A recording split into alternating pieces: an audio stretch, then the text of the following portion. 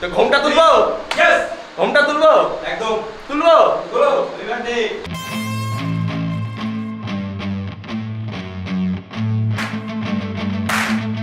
আজকে আমার বিয়ে।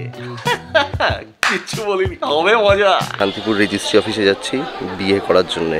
হাত জোর করছি, এখানে কেউ এমনি টাকা নেবে না।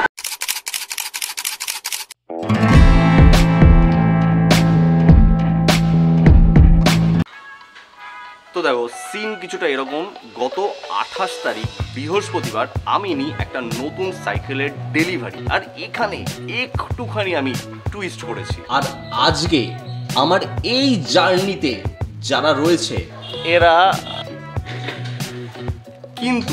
এরা কারা?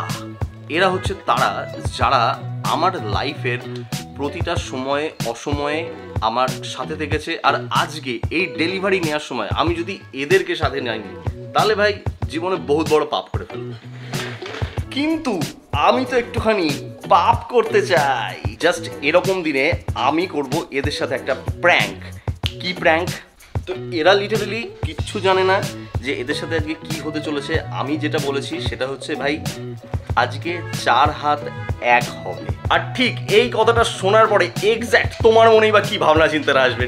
ঠিক ধরেছো, এরাও ধরে নিয়েছে আজকে আমার বিয়ে। কিচ্ছু বলিনি, হবে মজা। তো যে সাইকেলটা ডেলিভারি নেওয়ার কথা সেটা হচ্ছে শান্তিপুর থেকে নেব, আর শান্তিপুর এখান থেকে ট্রেনে আমার একটা মাত্র স্টেশন। তাহলে চলো এবার পুরো গল্পটা শুরু করা যাক।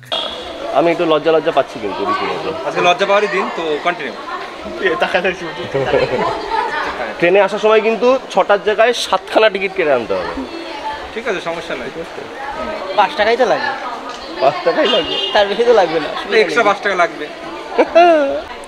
আর স্টিল নাও এরা এখনো ভেবে রেখেছে যে আমি শান্তিপুর রেজিস্ট্রি অফিসে যাচ্ছি বিয়ে করার জন্যে।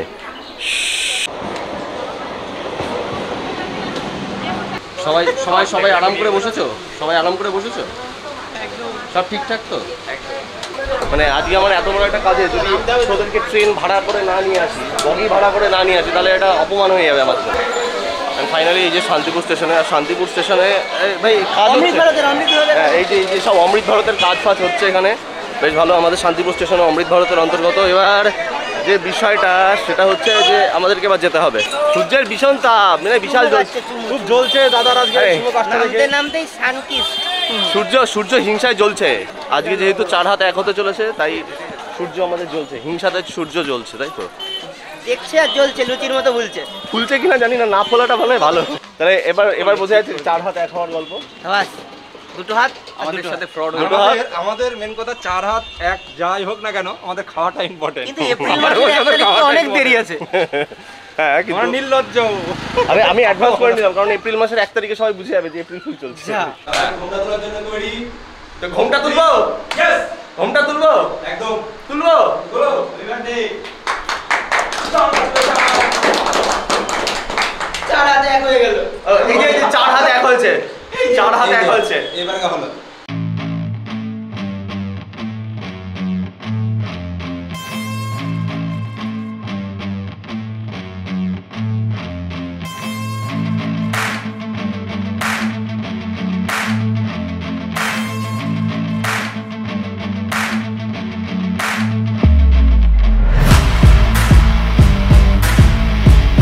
তো এটা হচ্ছে মোটররের X1, এই মডেলটা আমি নিয়েছি। তো এইটার যে রিভিউটা সেটা তো পুরোপুরি টোটাল আসবে, আর কীরকম প্রাইস আছে, কোথা থেকে নিয়েছি, কি বৃত্তান্ত, সমস্ত কিছুই পুরোপুরি বলবো। তো আমাদের আজকে সাইকেলের যে ব্যবস্থা করে দিয়েছে সে হচ্ছে এই দাদাটা, তো এরই দোকানটা। তো এই দোকান থেকে আমি সাইকেলটা নিয়েছি, সৌরভ সাইকেল, তাই তো? হ্যাঁ, নমস্কার, আমার নাম সৌরভ।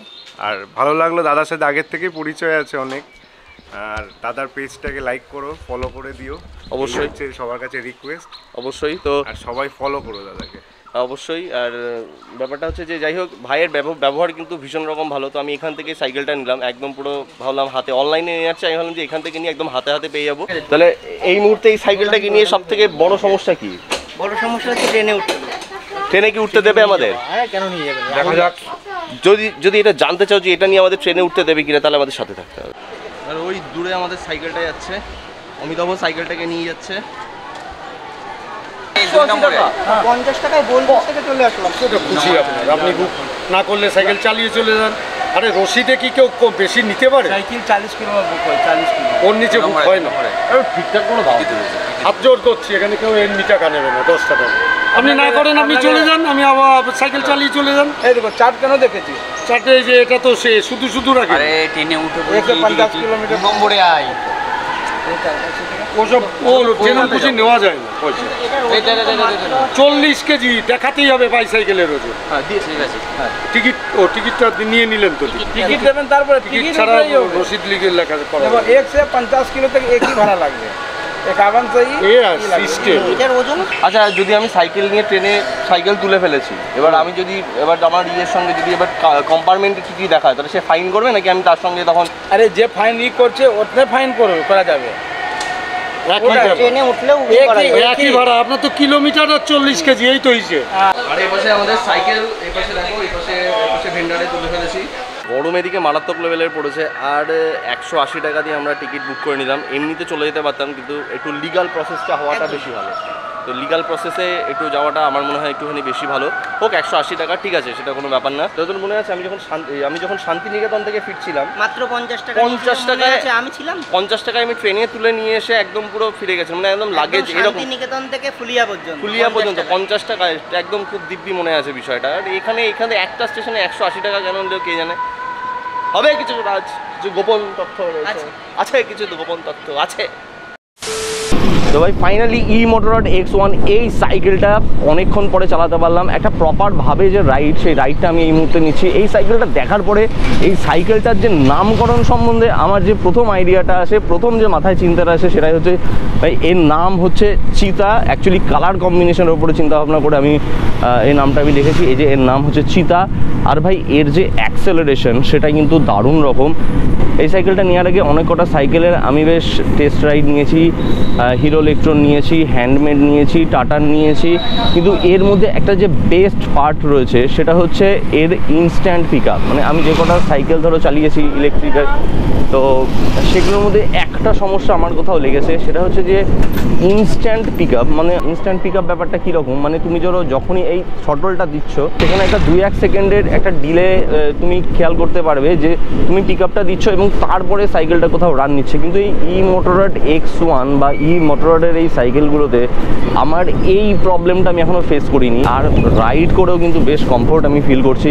জাস্ট আমি যেটা সমস্যা যেটা হচ্ছে সেটা হচ্ছে হাতে আমার একটুখানি পেইন হচ্ছে। আর বাদবাকি ভাই মানে অসাম। মানে তুমি একটা মিনি স্কুটি চালাচ্ছ, এরকম টাইপের একটা ব্যাপার হতে পারে। তবে এই সাইকেলটাকে এখনও অনেকটা সাজাতে হবে, যেমন এর স্পিডোমিটার আসে না, তো স্পিডোমিটার এখানে লাগাতে হবে, লাইট কিছুটা লাগাতে হবে। আর আমার মনে হয় ইলেকট্রিক সাইকেলের লাইটের ব্যাপারটা ভীষণ বড় একটা ইম্পর্টেন্ট রোল কিন্তু প্লে করে। তার কারণ হচ্ছে তুমি যখন এরকম একটা ইলেকট্রিক সাইকেল নিচ্ছ, তোমার স্পিড অনেকটাই বেশি থাকে, তো সেক্ষেত্রে একটা সেফটির জন্য একটা লাইট দরকারি। আর আমি এটা বুঝতে পারলাম না যে ভাই একটা বেসিক লাইট হিসাবে কিন্তু মোটররডের এটা দেওয়া উচিত ছিল, একদমই দেওয়া উচিত ছিল মোটররডের একটা লাইট। তো যাই হোক, দেয়নি ভাই, ওদের বাজেট কমানোর জন্য ওরা দেয়নি, কি আর করবো। তো ওভারঅল আমি যদি বলি এক্সপিরিয়েন্স কিন্তু অ্যাজ এ বেসিক এইটার দারুণ রকম। তো ভাই সাইকেলটার যে প্রাইস সেটা হচ্ছে 25,000। আর এটা আমি নিয়েছি নদিয়ার একমাত্র মোটররডের যে ডিলার রয়েছে সৌরভ সাইকেল স্টোর, তো সেখান থেকে আমি নিয়েছি, যেটা শান্তিপুরে এই দোকানটা রয়েছে। আর সবথেকে বড় কথা হচ্ছে ভাই এই যে জিনিসটা, এটা কিন্তু একবারে আসেনি, এটা দীর্ঘদিন পরিশ্রমের ফল, স্বপ্ন দেখার ফল। যে ভাই স্বপ্ন যখন দেখছি, স্বপ্নটাকে সত্যি করার কোথাও একটা যে চেষ্টা করতে হয়, সেই চেষ্টার ফল হচ্ছে ভাই এটা। তো দেখো ভাই স্বপ্ন দেখাটা কিন্তু ভীষণভাবে ইম্পর্টেন্ট। স্বপ্ন দেখো এবং স্বপ্নটাকে ধীরে ধীরে কোথাও বাস্তবে রূপান্তরিত করার একটা চেষ্টা, সেটা কিন্তু করতে হবে। আর যেহেতু আমি এটা একটা ছোট্ট একটা স্বপ্ন দেখেছিলাম, তো তার জন্যে এই যে জিনিসটা হয়েছে, কিন্তু জিনিস কিন্তু এখানে শেষ নয়, আমাদের স্বপ্নের লেভেল আরও বড়। ইয়ে তো ব্যাস শুরুয়াত হ্যায়। তাহলে ভিডিওটা কেমন লাগলো আমাকে কমেন্ট করে অবশ্যই বলো। যদি ভালো লেগে থাকে তাহলে লাইক করে দিও, যদি চ্যানেলে নতুন হয়ে থাকে তাহলে অবশ্যই সাবস্ক্রাইব করে দিও। আর যদি ইনস্টাগ্রামে ফলো না করে থাকো ভাই, অবশ্যই ইনস্টাগ্রামেও ফলো করে দিও। তাহলে ভিডিও আজকের জন্য এখানে শেষ। This Bengal rider, take it easy. মাঝে মাঝে তবু দেখা পা